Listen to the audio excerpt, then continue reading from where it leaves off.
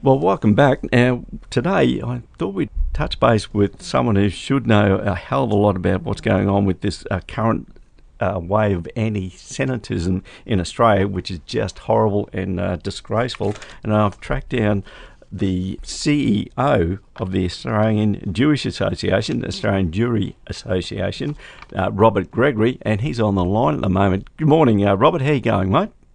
Good morning. I'm good. How are you? I'm terrific, thanks, Rob. And now, look, Rob, just to let the listener know, can you just explain what the Australian Jewry Association is all about and how long you've been involved in it and how long you've been in the role there, mate?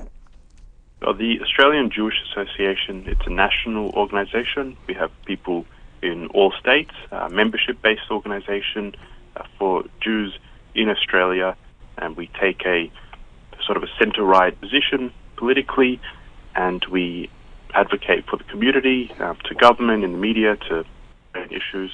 I've been there now for about 3 years. Right, okay. As CEO, Rob? I started as the Public Affairs Director, and the last about a year and a half I've been CEO. Well, you picked a pretty busy time to get to the top gig there, mate, I tell you. Now, look, Robert, I don't have to tell you how ridiculous the situation is in Australia. Look, I think I speak for a lot of people out there that aren't obviously Jewish. I'm Catholic, but I don't care if you're Catholic, Buddhist, monk, whatever floats your boat, that's okay. You keep in your lanes and, let everyone live together. But the last year has just been over the top, and I don't see any...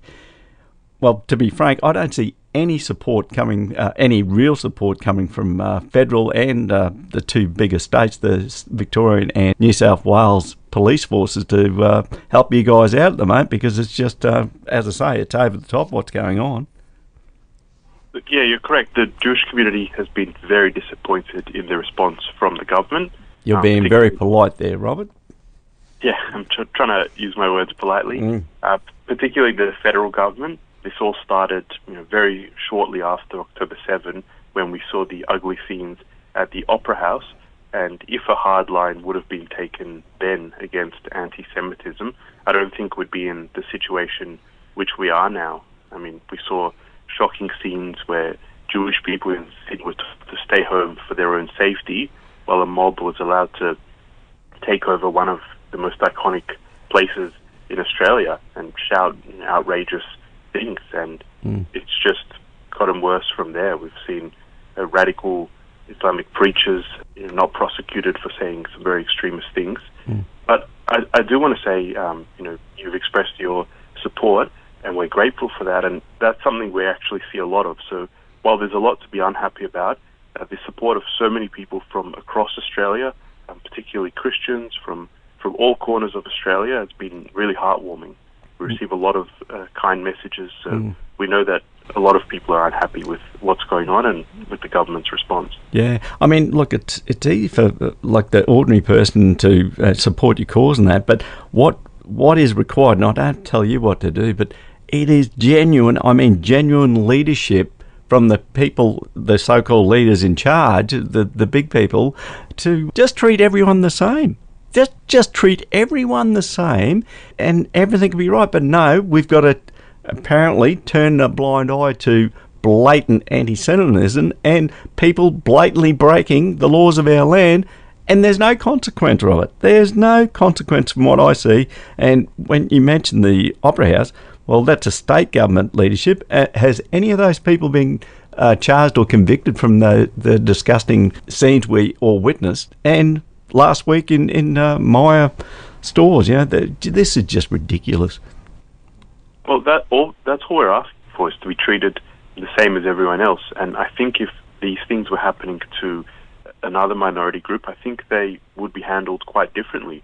So you're correct. Nobody has been charged over what we saw shouted at the Opera House over a year ago, and nobody was charged for what happened at Myer for intimidating shoppers, people who wanted to take their children to see a Christmas display, being harassed, being shouted at about a conflict on the other side of the world.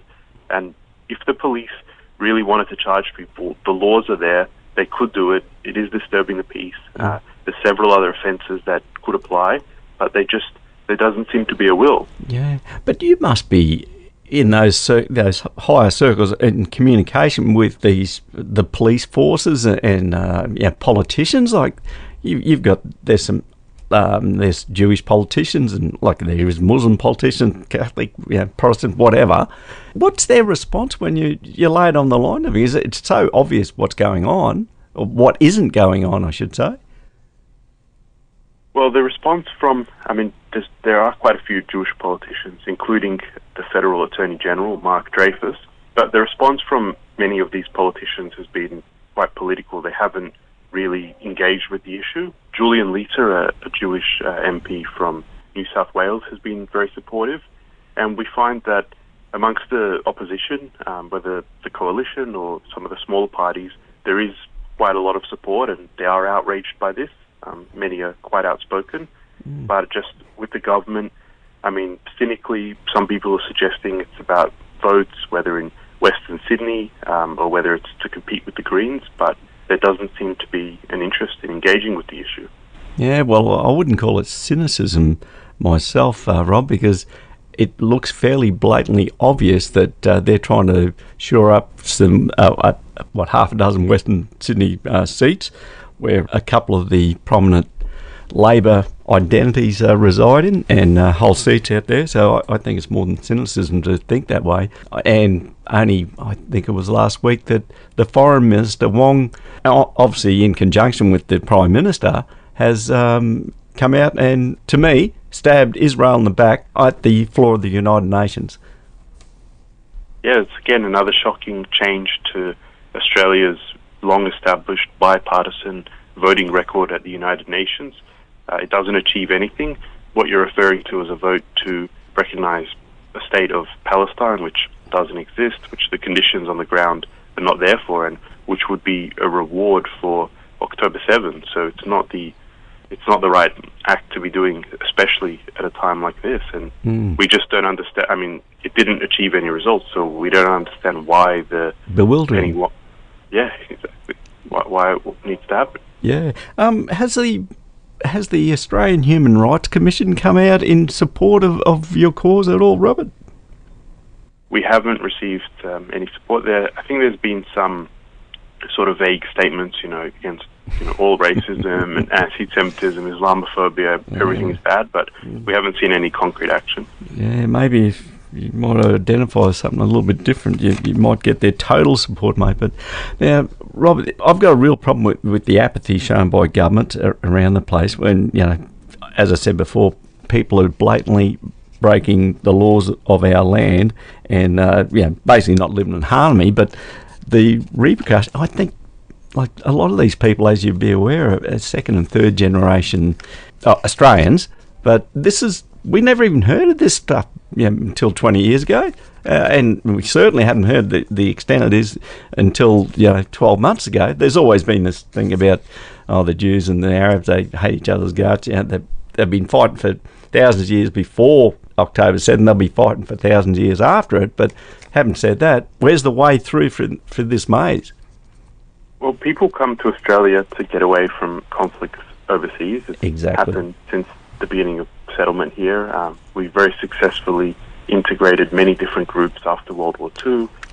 We even see, there's a big war going on now between Russia and Ukraine, but you don't see clashes in the streets between supporters of different sides, and you don't see, Russian people here being harassed and being targeted in that way. So it is quite peculiar, and for the people that have come here, and as you said, a second generation, it is quite a complicated situation to deal with. But one thing we could say is government shouldn't be making it worse. So the government is bringing in thousands of people from Gaza, which has, polls show, the highest support for terrorist groups of any area in the world. So while the current problems are difficult to deal with, exacerbating the problem and bringing in a whole lot of extra people from this conflict zone are probably going to make it a lot worse. Yeah. Look, everyone is, outraged with the deaths on both sides. But, it's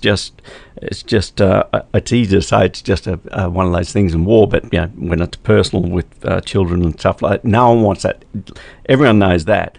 But I just can't, I keep referring back, if a country invaded or done that to Australia, would we be as vengeful as some people say Israel is towards this group of Arab Muslims? I think we'd be just about, because it was just so outrageous what happened. Well, we see how the West responded when attacked previously, whether it was in World War II, which ended up with very severe repercussions for the attackers, or whether it was on September 11, where several countries were invaded. So, when a country is attacked and thousands of innocent civilians killed or injured, there's obviously going to be a strong response. It's normal. It's demanded by the civilians. And this situation is a bit different because there's also still over 100 hostages.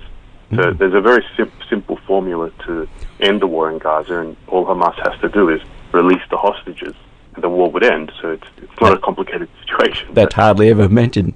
It's just disgraceful. It's a simple solution, but it doesn't go anywhere because they're not handing the hostages out. And I'm guessing that half the poor buggers are probably dead. Yeah, I think the current estimates are that around about half are known to not be alive. Well, look, maybe with Mr. Trump in the White House, they might get some big boys into the bargaining table there, Robert. I can't stress enough.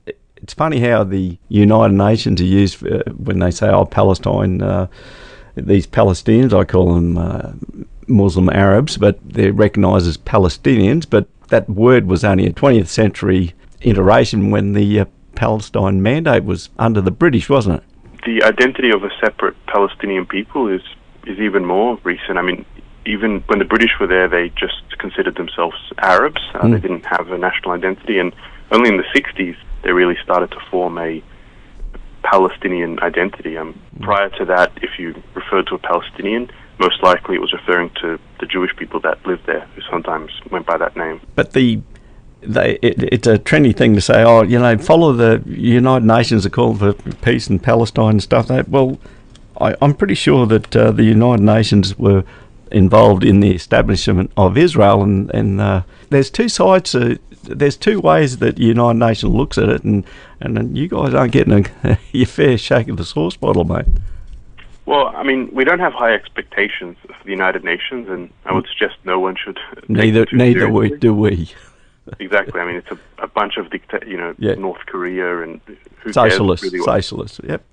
Exactly. But the disappointing thing is when you have Western democracies like Australia under the current government that turn against you. That's where it's actually disappointing, because that's where we have high expectations for. So I think that's one of the worst aspects of it. Yeah. Well, Rob, you're what would you call you've done a lot of stuff in regards to Muslims, the Uyghur Muslims in China, haven't you? You're a big promoter of the human rights violations of that. So you've got form on both sides of the religious fence, mate. Yeah, that's correct. Before October 7, I did quite a bit of work on that. A lot of different interviews, different things with Parliament and politicians. Had an opinion piece in the Australian newspaper. And it's still obviously a very important issue, which doesn't receive any attention in the streets of Australia. Anything, a million people in concentration camps. Nobody's calling for boycotting China or those type of things, but it does show double standards. You don't see the Greens speaking about it. Robert, how many Jewish people are actually in Australia? It's not many, is it? I'm not saying that in a degrading way, but it's not a massive population of Jewish people. No, the census shows just under 100,000, but it's probably a little bit more. Some people don't put their religion in the census, so maybe something around 120,000. Right, okay. And Muslims are supposed to be a lot more than that, just anecdotally, I think. Yeah, I think there's about 1 million of okay. Have you got any idea why, in Australia, why it's been allowed to get to this stage? You'd hardly think that the Jewish Australian population's out there banging the drum against Muslims. Exactly. I mean, that hasn't happened in the past 13 months or ever. No one would expect. The things we've seen of protests outside synagogues, outside Jewish schools. I mean, Jewish people would never go and do that to people of another religion. So it is quite disappointing, and maybe because it's a small population, so the government, and it is also quite concentrated in just a couple of electorates, so the government doesn't really have to take the Jewish population too seriously, which is disappointing. But yeah. Well, all right then, Robert. I just thought we'd get a handle on someone who is really in the know in Australia and what's going on, and I'm glad you took the opportunity to come and have a yak to us about it, and let the listener know exactly what's happening in Australia about the Jewish anti-Semitism that's occurring in Australia. Yeah, and I want to just take this opportunity to thank all Australians, all people who express their support, and people who know right from wrong. It's really appreciated, and we see a lot of that. So thank you for having me on, and anytime, happy to talk about these issues.